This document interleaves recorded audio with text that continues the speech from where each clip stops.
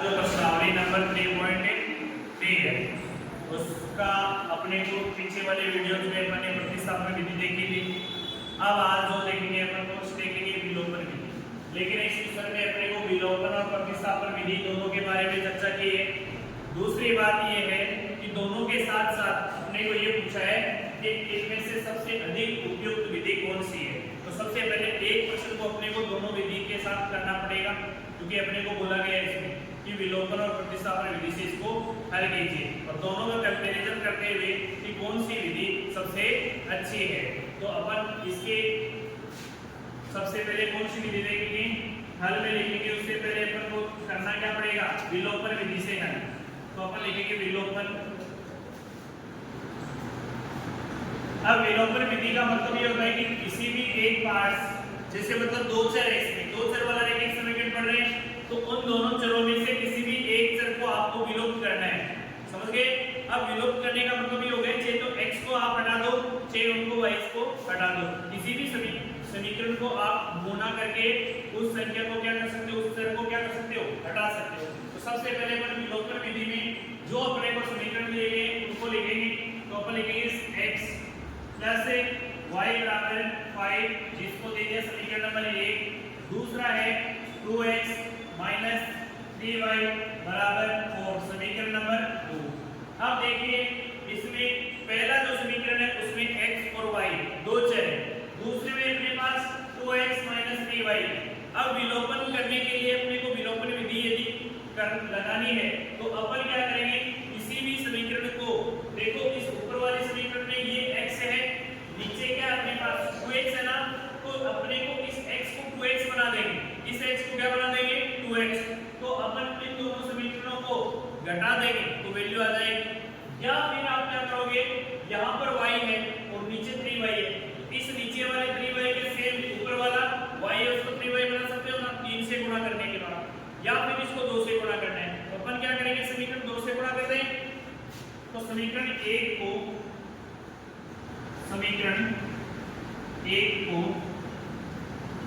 2 से गुणा करने पर, 2 से क्यों गुणा करा रहे हैं, क्योंकि अपने को ये संख्या क्या हो जानी चाहिए, x वाले वेरिएबल है वो क्या हो जाना चाहिए विलुप्त। तो अपन इसको 2 से गुणा करवाएंगे, पूरी समीकरण को 2 से गुणा करना पड़ेगा।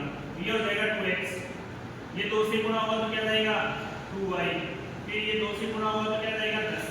अब ये नया समीकरण आ गया अपने पास कितना 3। अब देखिए समीकरण 3 और समीकरण 2 एक दूसरे में से क्या कर देंगे, अपन घटा देंगे। क्या कर देंगे, घटा देंगे। तो अपन लिखेंगे यहाँ पर समीकरण 3 को समीकरण 2 में से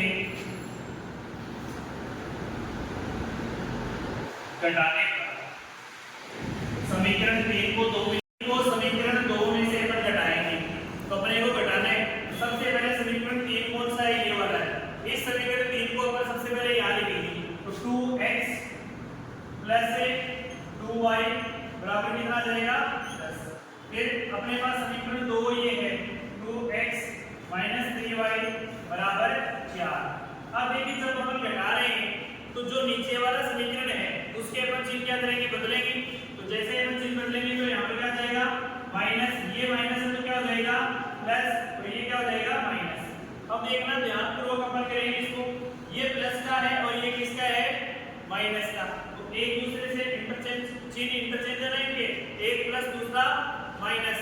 तो कहने का मतलब है अल्टरनेटिव साइन होने की वजह से ये संख्याएं क्या हो जाएंगी कैंसिल, यानी 2 में से 2 x आपको घटा लेंगे, 2x में से 2x घटाओगे क्या बचेगा 0। तो इसको लिखने की जरूरत नहीं। इधर देखो ये प्लस का 2 और ये भी प्लस का 3, ये माइनस का चिन्ह अपने को उपयोग में नहीं लेना है। तो 2 और 3 कितने हो गए 5y बराबर।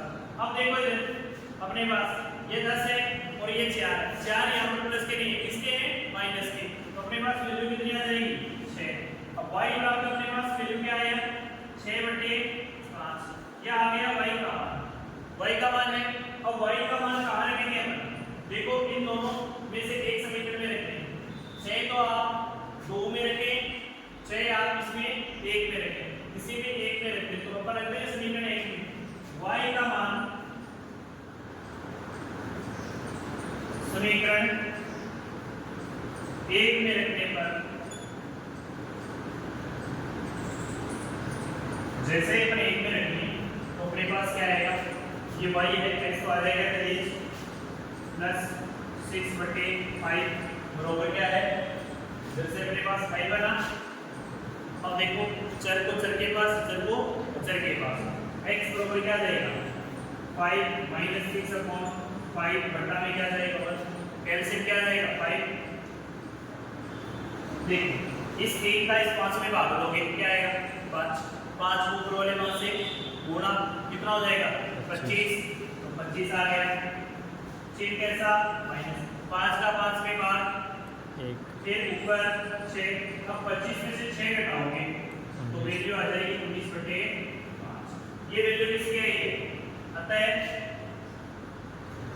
x बराबर तो हो गया 19/5 तथा y बराबर हो गया अपने पास 6/5 जो अपने विलोपन विधि से आंसर आ गया। अब देखिए आंसर में किसी प्रकार का कोई प्रभाव नहीं पड़ेगा, चाहे आप प्रतिस्थापन लगाएं चाहे विलोपन लगाएं।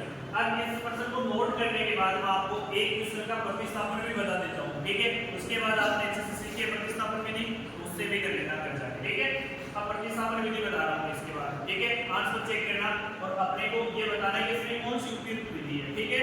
तो देख लेना, ठीक है। इसे याद इसी क्वेश्चन को अपने को प्रतिस्थापन विधि का उपयोग करते हुए करना है। तो अपन करेंगे प्रतिस्थापन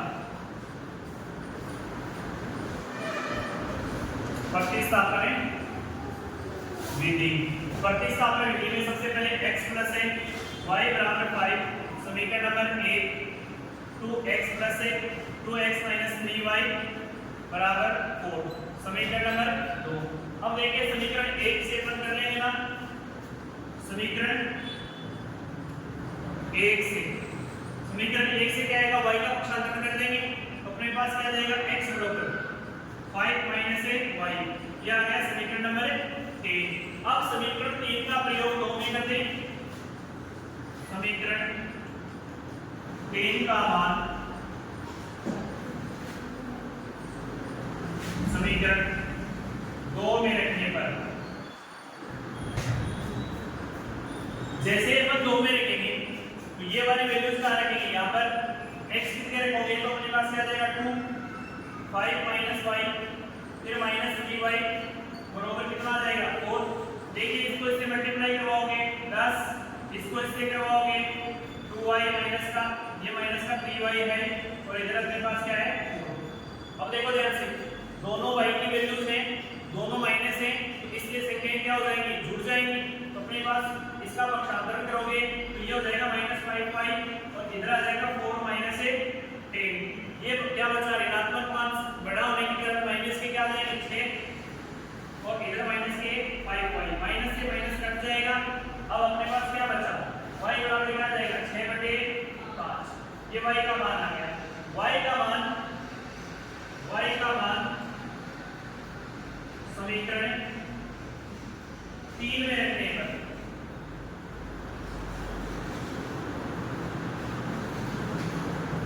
जैसे समीकरण 3 में रखेंगे यहाँ पर y का मान अपने पास क्या आ जाएगा x बराबर 5 माइनस 6/5। अब देखिए x बराबर क्या आएगा, इसके बटा में 1 लगा के एलसीएम लेंगे तो अपने पास वैल्यू क्या आएगी 5, ये हो जाएगा 25 माइनस 6 यानी 19/5। तो अपन कह सकते हैं x बराबर आ गया 19/5 तथा y बराबर क्या आ गया अपने पास 6/5। अब देखिए दोनों के आंसर में किसी भी प्रकार का कोई चेंजमेंट नहीं हुआ तो अपन कह सकते हैं कि प्रतिस्थापन विधि की बजाय विलोपन विधि क्या है अधिक उपयुक्त। अतः हम कह सकते हैं कि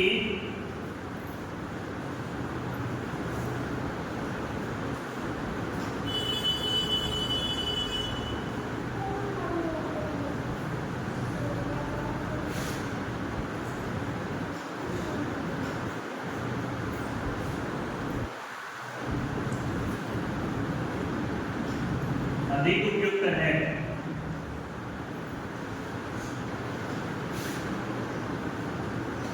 ठीक है ना, प्रतिस्थापन विधि से विलोपन विधि के अधिक उपयुक्त, तो इसे नोट कीजिए। x + 4y बराबर क्या है 10, 2x - 2y बराबर क्या है 2। इनको समीकरण दे देंगे और अपन विलोपन विधि से करेंगे, तो आप स्वयं हल करेंगे उनको प्रतिस्थापन विधि। ठीक है, अपन करेंगे विलोपन विधि से। विलोपन विधि से, विलोपन विधि से देखिए 3x + 4y बराबर क्या है 10, समीकरण नंबर 2x - 2y बराबर क्या है समीकरण नंबर।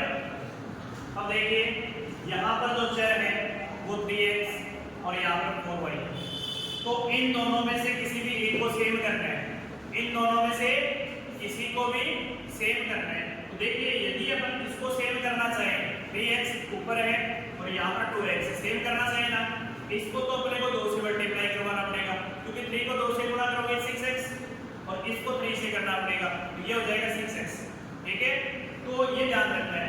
अब यदि अपन इसमें 4y है, इसको मल्टीप्लाई नहीं करवा के अपन इसको करवा दें, दो जगह अपने को प्रोसेस नहीं करनी पड़ेगी, यानी डबल अपने को माइंड नहीं लगाना पड़ेगा। तो कहने का मतलब ये कि एक ही समीकरण को अपन 2 से गुणा कर देंगे और अपने पास वैल्यूज आ जाएगी। तो कहने का मतलब जितना शॉर्ट हो सके उतना करने की कोशिश करें। अब अपन लिखेंगे समीकरण 2 को 2 से गुणा करने, आप समझ गए होंगे मैंने 2 से क्यों लिए, क्योंकि इसको 2 से गुणा करेंगे तो ये 4y हो जाएगा।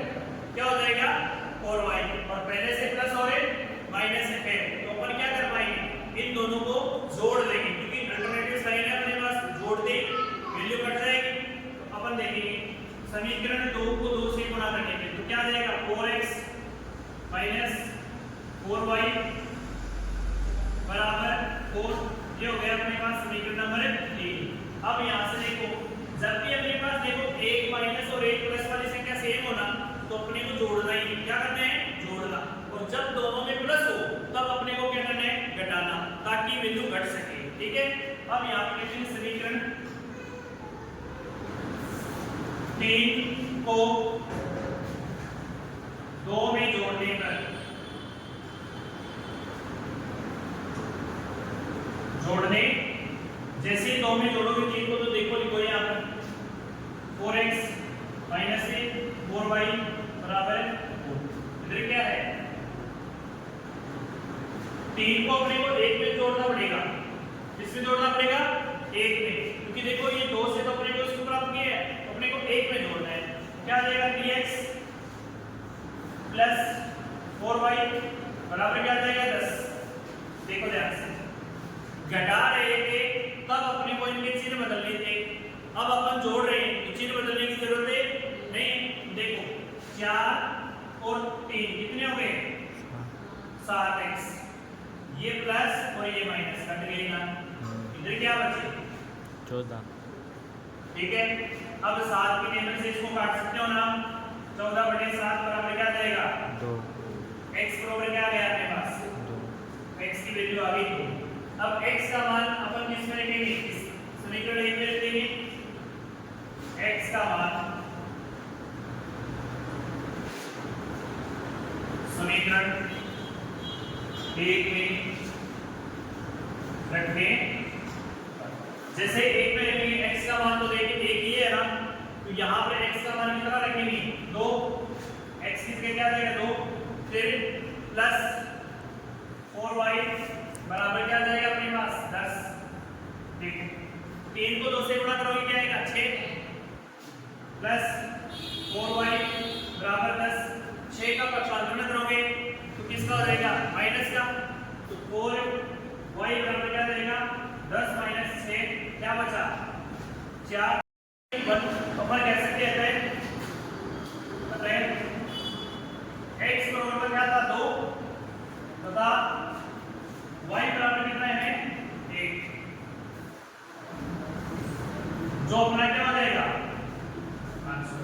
विषय नोट कीजिए, प्रतिस्थापन विधि से आपको करना है वैल्यूज क्या रहेंगी इनकी सेम, ठीक है। हल्की सी 3x माइनस 5y माइनस 4 बराबर 0 दे रहे हैं और इधर अपने पास 9x प्लस बराबर में 2y प्लस 7 है। तो पहले इसको अपने समीकरण बना लेंगे। तो समीकरण बनाएंगे तो अपने पास ये हल में लिखेंगे सबसे पहले, तो इसको समीकरण बना के लिखेंगे। देखो 3x माइनस 5y 4y है जो अचर है ना, इसका क्या करेंगे अपन पक्षांतरण, तो उधर जाते हैं किसका हो जाएगा प्लस का। समीकरण नंबर 1। अब देखिए यहाँ से 9x माइनस 2y बराबर 7। समीकरण नंबर 2 विलोपन विधि से उपयोग करेंगे, तो अपन लिखेंगे विलोपन विधि से। तो विलुप्त करना पड़ेगा। देखो इधर कितने 3, इधर कितने 9, 3 के टेबल में 9 आते हैं ना, समीकरण 1 को 3 से क्या करवा देंगे गुणा। तो अपन यहाँ लेंगे समीकरण 1 को 3 से गुणा करवाने, समीकरण 1 को 3 से गुणा करवाने पर क्या हो 9x माइनस 15y बराबर 12। समीकरण नंबर कितना आ गया 3। अब देखिए समीकरण 3 को समीकरण 2 में से घटाने पर, घटा देंगे क्योंकि दोनों में प्लस है ना साइन। समीकरण 3 को समीकरण 2 में से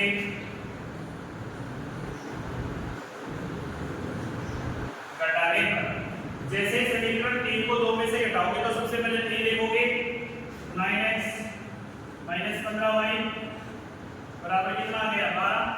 इधर कितना है 9x माइनस 2y बराबर कितना है 7। देख से घटाओगे ये प्लस क्या हो जाएगा, ये माइनस क्या हो जाएगा, ये प्लस क्या हो जाएगा। अब देखो ध्यान से, ये एक दूसरे से अल्टरनेटिव साइन पे है, सेम वैल्यू कट जाएगी। ये प्लस का 2 और ये माइनस का 15y, तो क्या बचा माइनस का 13y। इधर देखिए ये माइनस का 13y बचा। अब यहाँ से देखो ये 12 है और ये प्लस है। क्या करें घटा रहे हैं यहाँ पर, घटा रहे हैं तो देखो इसको माइनस, जैसे ब्रैकेट लगाते हैं तो अंदर जाते हैं ये माइनस होगा, ये प्लस होगा, ये माइनस होगा। अल्टरनेटिव लगा रहे हैं, ठीक है समझ गए। देखो ये प्लस और ये माइनस होने की वजह से कैसा हो जाएगा माइनस का 13y, क्योंकि बड़ी संख्या का साइन आएगा। इधर से देखो 12 में से अपन क्या घटाएंगे 7 घटाएंगे, तो अपने पास वैल्यू कितनी आएगी बताओ 5।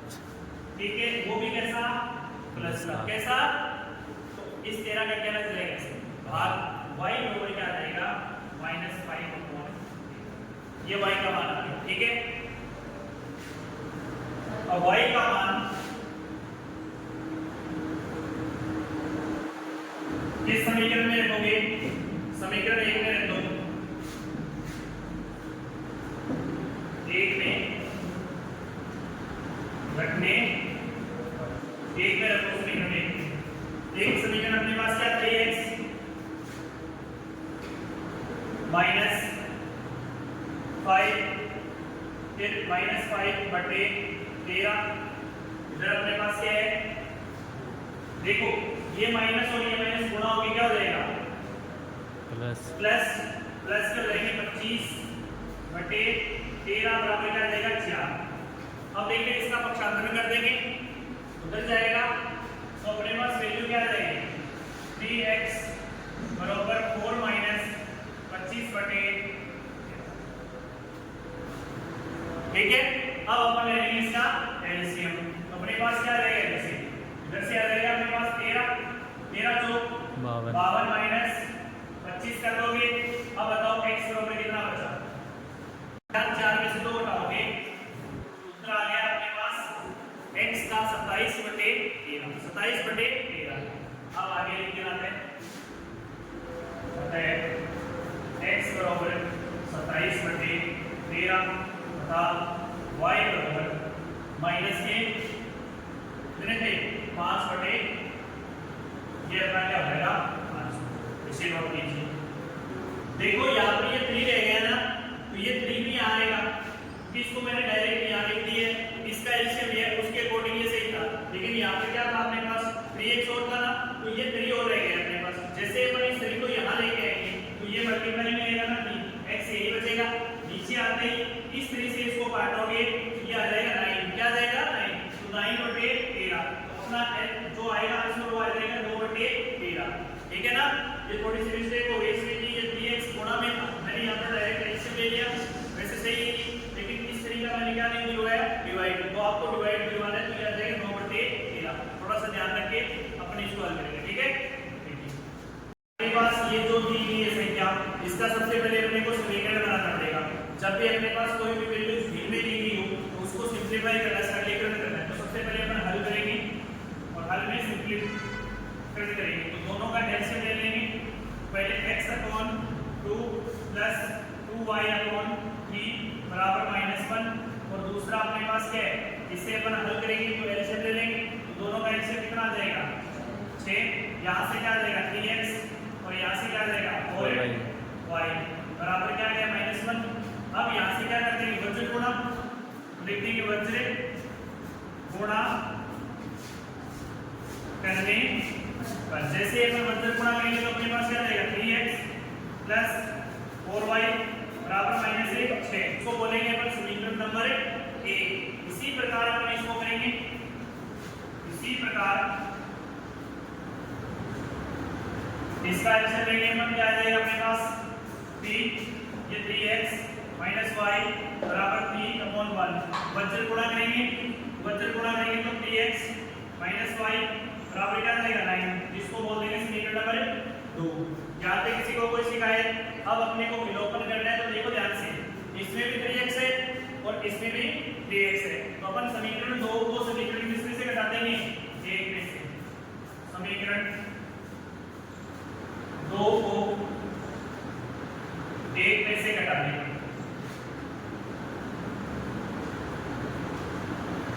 घटाने जैसे घटाएंगे तो अपने पास क्या आएगा 3x माइनस y बराबर 9, इधर अपने पास क्या है समीकरण 3x प्लस 4y बराबर क्या है -6।